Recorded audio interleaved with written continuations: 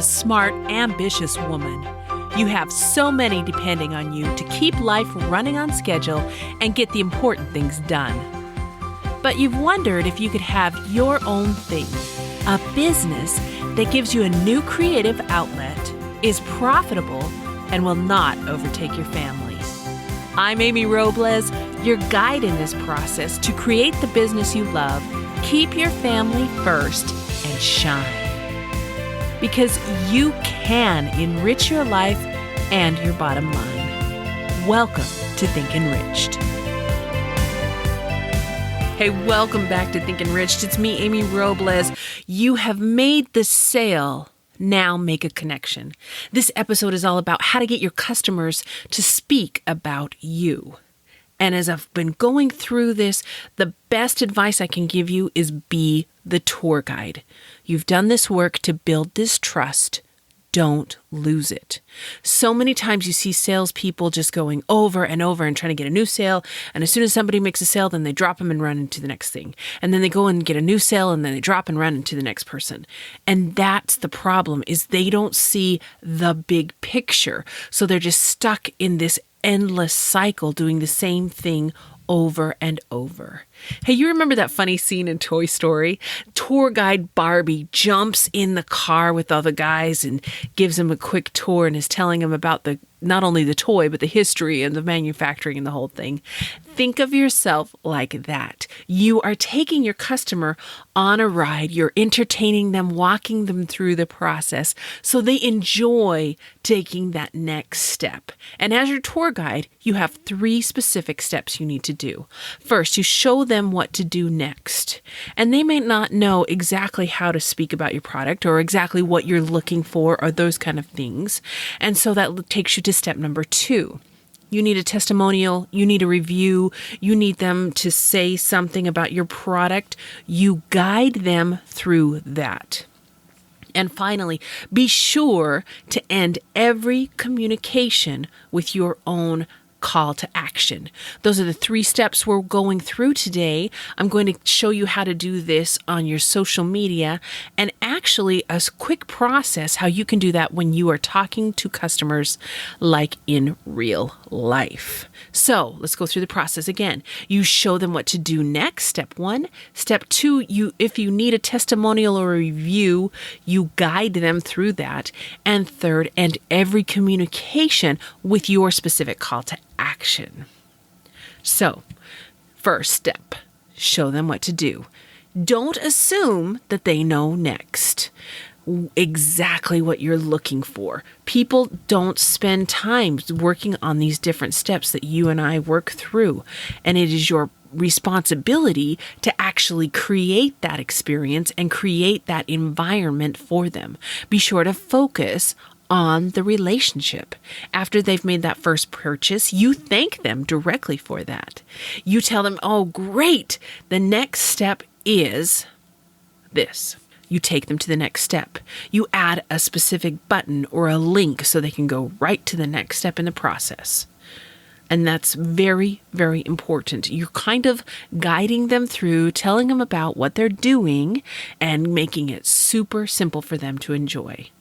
Number 2, if you need a testimonial or a review, you guide them through the process.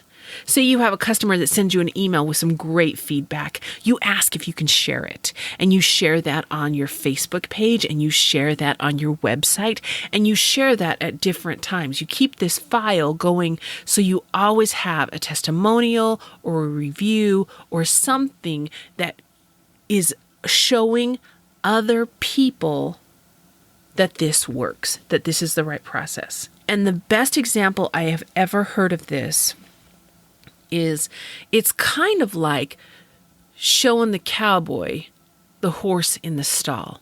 Once they see a horse in the stall, they can see another horse, and they can see another horse. You give an example so they're able to follow. So if somebody tells you in person, hey, I really love that product. I really love how it really got rid of those wrinkles under my eyes.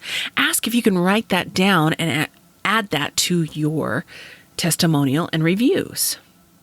Sometimes you're looking for an endorsement or support from someone that has a little more celebrity or a little more pull than you do at this time. You can actually write that testimonial and ask if they'd be willing to endorse or sponsor you in this program. And that's something that I think a lot of people don't realize, and it happens a lot in the book business. And so you just need to be willing to take those extra steps. Now, if you have a stand-up business, if you have a brick and mortar business, always ask your customers to leave a review on Yelp or on your Facebook page or where you would like your customers to see more customers there. But in all of this, I'm giving you lots of ideas, lots of insights. Make sure that you only ask for one request. If you give too many crazy requests, what happens? Absolutely nothing. Kind of like if you tell your child, look, you're going to go clean your room, and as soon as you're done cleaning your room, then you're going to fold the laundry, make sure the laundry's all folded, and after that is done, then you're going to practice piano, do your homework, and then once all of those 5 different things are done, I might have said 4, but it might probably 5. Once those 5 things are done, then you can actually watch some TV or screen time or play, whatever it is, the bonus. That's too much. Your child will get lost in the steps. And that's what happens with your customer. Your customer is very, very busy. You're not trying to give them 17 things.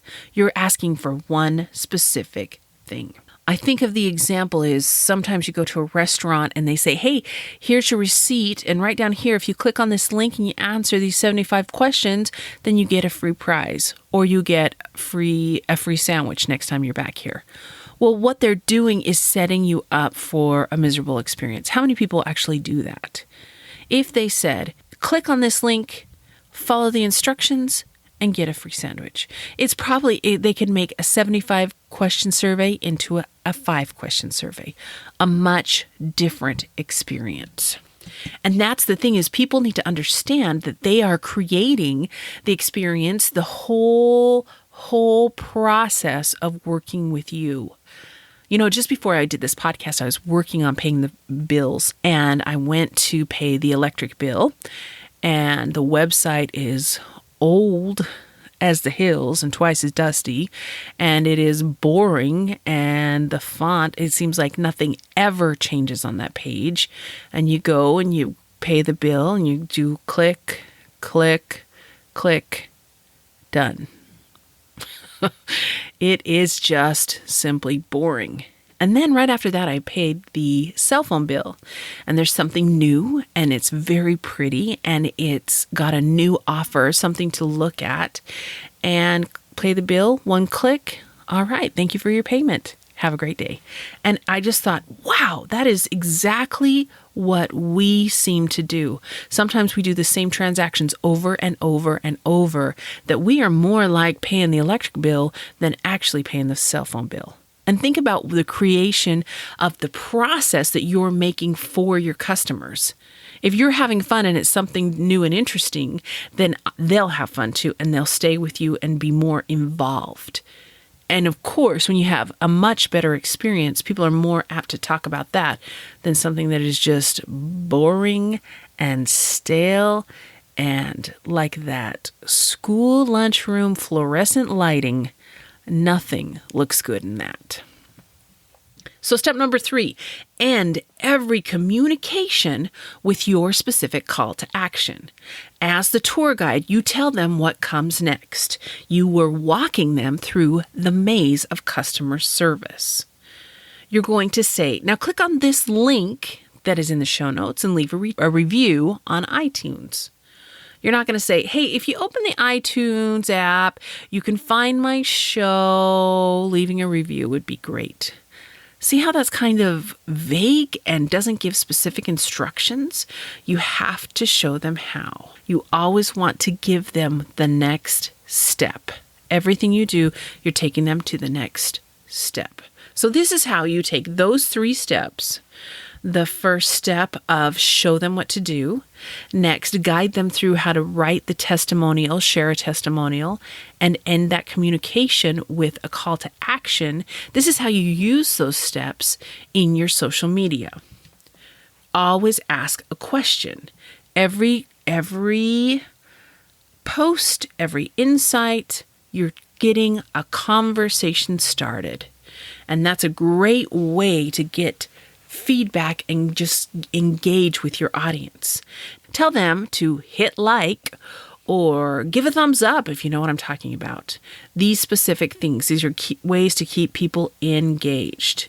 You can ask people for specifically what you want. One of the most successful social media posts I've ever put was just a simple background, and it said, I am blank. And all I said was fill in the blank. And just the words, people were able to talk about themselves, but actually connect, and it was really good engagement. It just got a little bit of a conversation started and moving forward. Now, if you're on a Facebook Live, ask your audience to send you some love, click on those little hearts, and then share the recording with others. So let's just look at bare bones. For example, we're going to just do small, super easy mathematical numbers so we can go through this. So you're doing a Facebook Live, and of your 500 friends, it's been a really rough day, and 10 friends are on your Facebook Live as you're talking to your audience, telling them about your new product, telling them about what you're really, really excited about, how this can help them.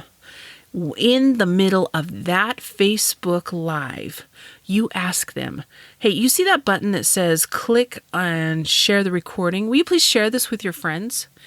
And if out of those 10 people, only 5 send that to their friends, each friend could easily have 200 friends that they talk to on Facebook.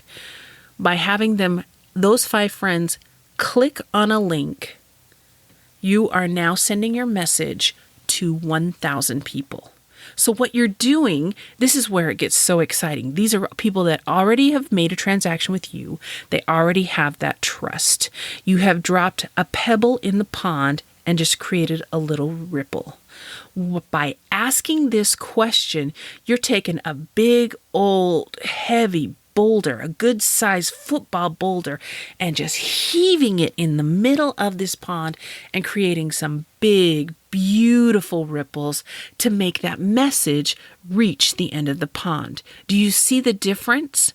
This is how you take that trust that you have created with your customer and actually use that as a wave to connect with even more people. That's one way that has been a great, great way to reach even more. Next, on a live recording, you could actually tell them the words you want them to post below. Someone who is fantastic at this is Carrie Oberbrunner. He says, if you are fired up, I want you to write down below fired up. And so even if I haven't been able to watch the whole post, the whole recording, I look and then there's just 50, 60 people with the words fired up, fired up, fired up, fired up. And it just creates this sort of momentum. And he's getting people talking, and he's just taking the wave and making it bigger and sharing it to more people. That's another way that has been really, really effective I've seen him do. Another thing is you intrigue your readers on social media. On your blog, make sure you intrigue your readers on every blog post. You say comment below, you ask them to share it on social media, you ask a question. This is getting them to talk to you and getting them more involved, and then they start talking to others. Remember, ripples in the pond, you're taking those little ripples and making them nice, big, beautiful ripples. Now, this is how you take those 3 steps and you use that in real life so your customers are speaking more about you. To do that in real life, you follow this process. Remember, see, serve, show, share. You do 2 steps and they do 2 steps. Okay, the first step is see. You see them, they see you. You connect and you have a conversation. And then there's a basic level of trust that's achieved. Then you take that level of trust and you serve. That's the next part. Somehow you help them. You share some insight. You show a personal touch. You give them a sample. You show them something. Tell them why you are doing it. Now, if you're droning on and on about this is so great and blah, blah, blah, blah, blah, then you lose people. But if you say in 10 words or less, I sell this product because it has made a tremendous difference in my health, or it has completely gotten rid of the crow's feet, or just somehow you find a way to serve them. Then you show them how they can do that. This is one that I couldn't believe that happened. Last week, I think I told you I was in jury duty, and we were there for hours, and so strangers become acquaintances. And before the end of the day, I had taken before the end of the day, I had taken 2 different women's cell phones, showed them the podcast app, signed them up, subscribed them to my podcast. And at first I was like, the first time I heard somebody doing this, I was like, man, that is so rude. That is like kindergarten talking down to people. Total romper room. And at first I've never ever would have considered that I would try this. And now looking back, I can see I was way out of place. What you do is you are actually saying, here are the tools. This is an entire new library of ways to learn, of ways to be entertained, of ways to really enjoy your time. And I want to share that with you. I'm going to open up the door and show you how to do this. That's why it's so important to show people how to subscribe to the show, show them how to get your product, show them the website. You need to show them something. So we're on step 4 now. First they see you, then you serve, then you show them how, and then share. This is when you ask them to share it with someone who would love it. Or you ask them, look, this is a product that's worked for you. Who is someone I could share this with? Who do you know who would love this? Who is the person that comes to your mind when we talk about this? And then you move forward with your process. And you're taking these little tiny drops, these little ripples, and you're creating nice, big and beefy ripples.